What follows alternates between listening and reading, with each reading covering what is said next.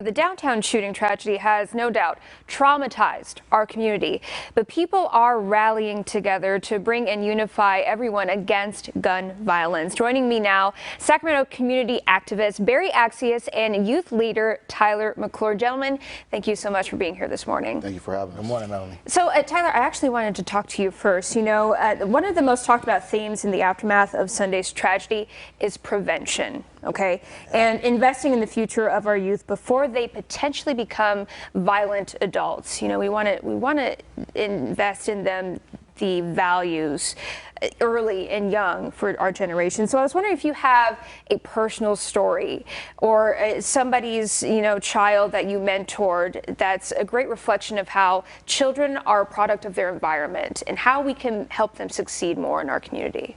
Absolutely. Thank you for having me, by the way. Yeah. I will say that I do mentor many youth, but I myself am a product of my environment and the benefits of what these programs can do. Oftentimes we hear product of our environment and it has a negative stigma or connotation to it. But I myself am sitting next to a mentor for me at 8 years old. Barry was a mentor for me at the Black Chamber of Commerce 100 Black Men youth conferences that they would have Saturday nights at Consumers River College. And here I am 20 years later sitting next to him making a change in my community. So it's oftentimes that we just need quality programming and sustainability, but these things also require funding. So we look at that in our communities and say, hey, we have all these different programs. Yes, we do, but not a lot of them last. Not a lot of them have the resources that we need. I had a lot of resources. I had a lot of people pouring into me, positive characteristics, traits, teaching me how to be a young man, consistency, which is another thing that we need. But they were able to do that because of resources that were given to them. And I know that I'm a rare percentage of those young men who are able to have access to those type of quality programs. Do you think the city needs to do more to invest in these youth programs, that they are so deserving of and they need so much attention here in our community?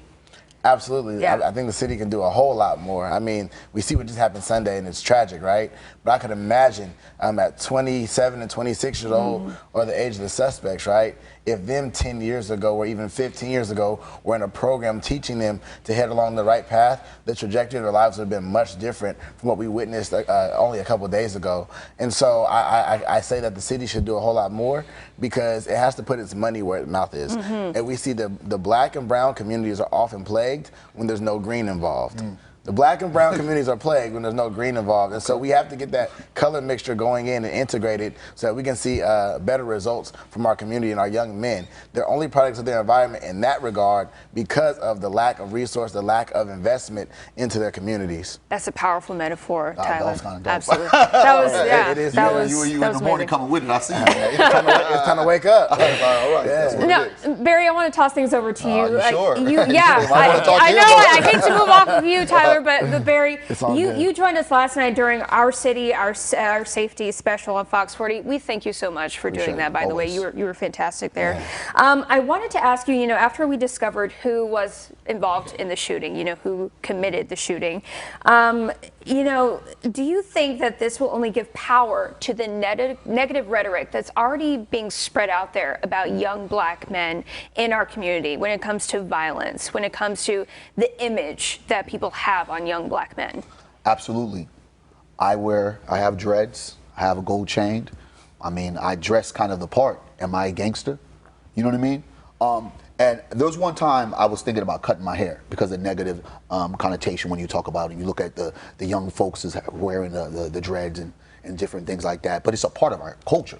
I mean, it goes deeper than what you think. And I said, you know what? No. I'm going to be unapologetic about who I am as a black man. And I think a lot of what our young black males don't understand is they don't know who they are, truly. To identify their greatness historically, but to understand that killing someone else's baby is killing our future. That's why we have, when we talk about our gun violence intervention, we talk about don't shoot our future down, because you're shooting down the future. And I think that goes across the line. But the unfortunate part about it, in that day when I knew who were the suspects, when I kept on saying it was targeted, and people were like, well, how do you know? Because we know. We have our ears to the streets. We already knew most of what was going on before it was put out there.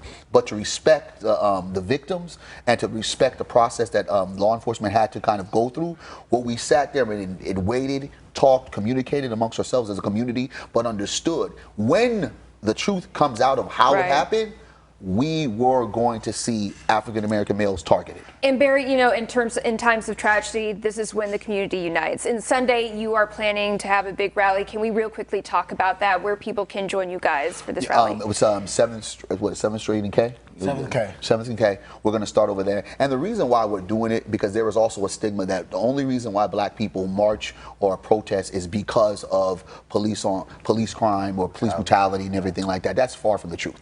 The unfortunate part is you don't see us marching in our communities. Right. You don't see us confronting in our community. So we have to be able to have to denounce the acts of violence. We have to be able to say enough is enough. And with the 200 some people giving out information to law enforcement, that's telling you people are tired.